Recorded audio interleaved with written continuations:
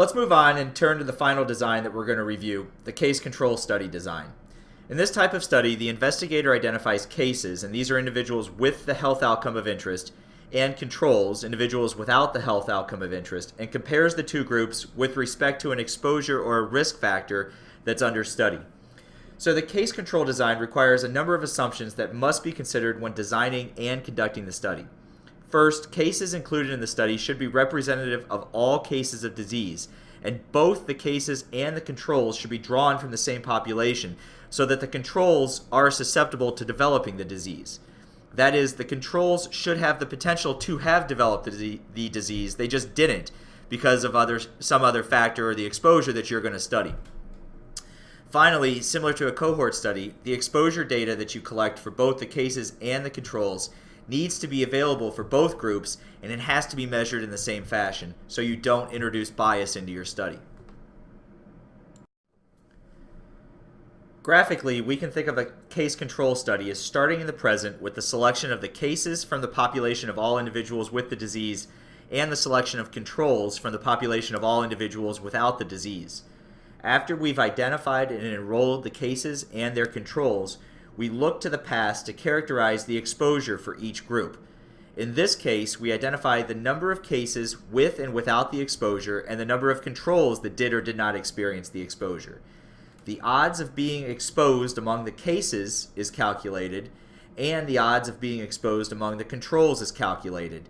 And the ratio of these two odds, the odds of exposure among the cases and the odds of exposure among the controls, the ratio of those two is the odds ratio that's calculated as the measure of association in a case control study. As we just discussed, the analysis of a case control study includes the calculation of the odds ratio. So remember that odds are defined as the probability that an event will occur divided by the probability that the event will not occur. So in the case control scenario, the odds ratio is the odds of exposure among the cases compared to the odds of exposure among the controls. So this differs fundamentally from a relative risk that we calculated in a cohort study, where in that case the rate of disease development among those that are exposed and those that are unexposed are observed. So these rates are compared. In the case control design, we've already defined the outcome of interest, and we're looking backwards, retrospectively, to calculate the odds that the cases that we've identified were exposed compared to the odds that the controls we've identified have been exposed. So turning now to our familiar 2x2 table, the odds of exposure among the cases is the number of exposed cases compared to the number of non-exposed cases, and the odds of exposure among the controls is the number of exposed controls over the number of non-exposed controls. So here the odds of exposure among cases is A divided by C. The odds of exposure among controls is B divided by D. And so the odds ratio is calculated as A over C divided by B over D, which is equivalent to the familiar cross-product formula that you've seen for the odds ratio, A times D divided by B times C. There are a few variations of case control designs that are important to keep in mind. So the first one is a nested case control design where the cases and the controls are selected from a well-defined cohort. And the controls here in this design are selected from a random sample of individuals in the same cohort at the time of each case. So that's important. So cases are compared with a sample of at-risk cohort members at the time when the case occurred. So this design allows for cases that occur later in the longitudinal follow-up of the cohort to actually serve as controls for cases that may have occurred earlier in the cohort's observation period. The nested case control design differs from the case cohort design in that the case cohort design allows for controls to be selected as a random sample of the total cohort at the baseline. So in this design, the case cohort design, a sample of the entire baseline cohort can serve as a control group for multiple sets of cases in the same cohort. So both the case cohort and the nested case control design are conducted within a cohort study. The difference is the selection of the controls from the cohort as a whole. Another variation of the case control study that I use frequently is the case crossover design.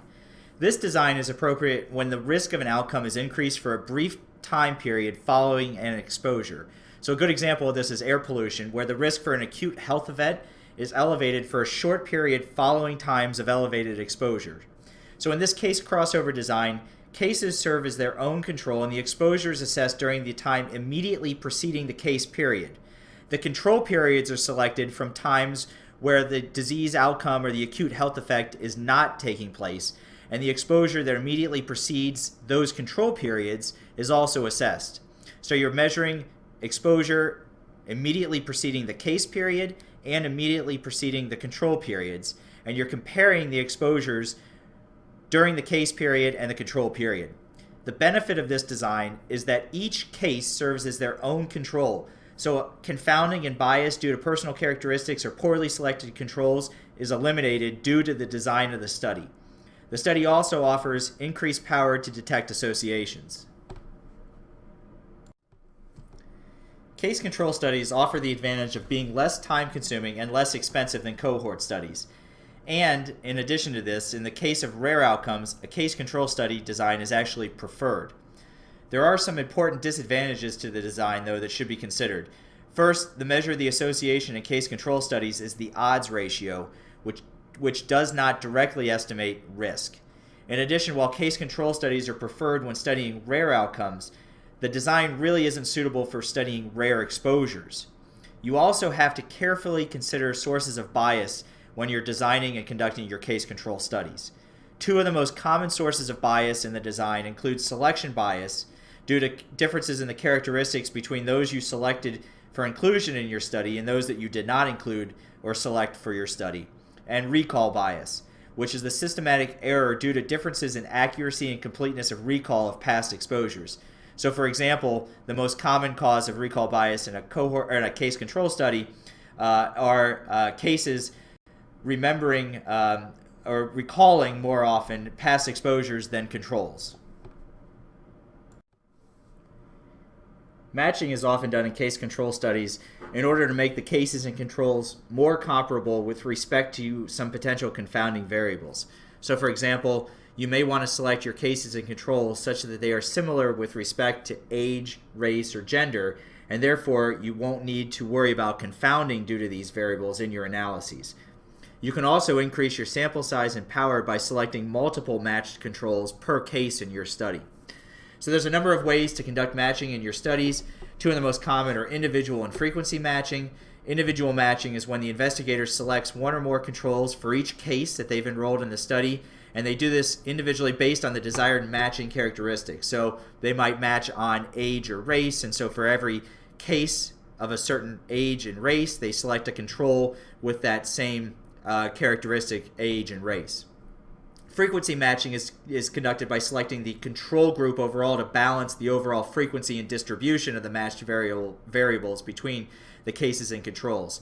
So in both techniques, the idea is to get a match between the cases and controls with respect to some of these potential confounders, including most frequently age, race, and gender. So what are the advantages and disadvantages of matching? Well, matching does control for confounding and it tends to increase statistical power. However, keep in mind there are some potential difficulties in finding appropriately matched controls, and this is especially true when you start to match on multiple variables. Another disadvantage of matching is that you're not going to be able to assess any associations between any variable you've matched on and the outcome of your study. So this might be okay, and in fact it's preferred when you want to make sure that you don't have any confounding due to your matched variables. However, keep in mind you're not going to be able to assess any interaction in a matched case control study between any variable that you've matched on and the exposure of interest. So to conclude, keep in mind that there may be multiple designs and ways to conduct your study, but your goal is to pair the best data with the best design so that your estimates of association are valid.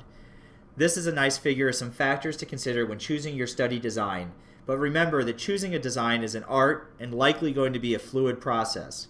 So good luck, and I'm happy to help you work through the process as you get started.